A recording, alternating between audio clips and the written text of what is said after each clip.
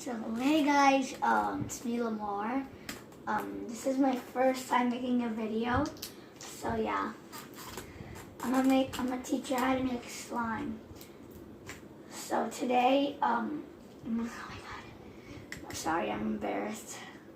Okay, so then firstly, put your glue in, which I already have in, because my friend didn't start recording before.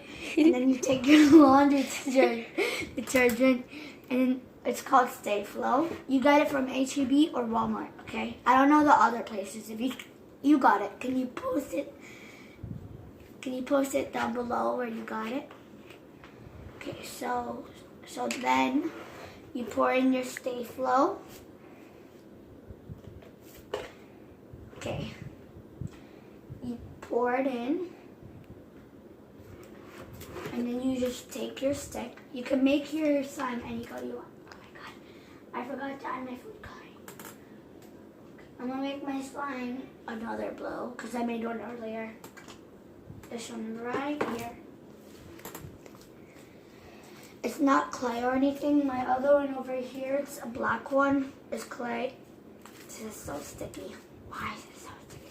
Okay, so I forgot to pour in my